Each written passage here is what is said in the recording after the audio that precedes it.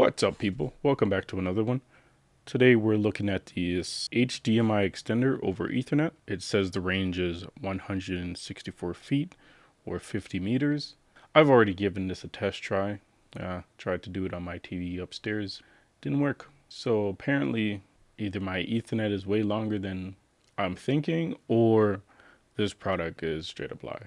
But let's see if it works. Let's test it out. Let's see if it does what it actually says it does. Just gonna hook it up here, plug it in. Got a red light at the other end and a green light.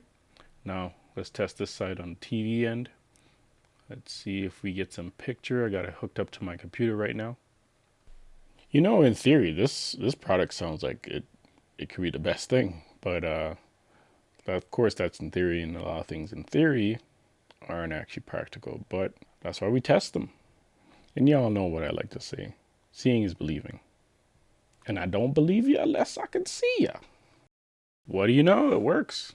So, seems like a good product if you're not going very far over Ethernet, but at the same time kind of defeats the point because you want to go as far as you can with Ethernet, because the way they wire it, they do a lot of ups and downs. So it seems a bit pointless if you can't get your device to work on just a regular Ethernet run. Has to be a short one, unfortunately. This is a product I bought off Amazon. Thought I'd give it a little test, see if it actually worked. So far, I'm not impressed.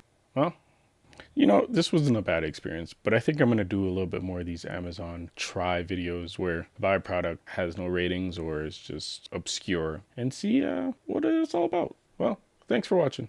Have a good one.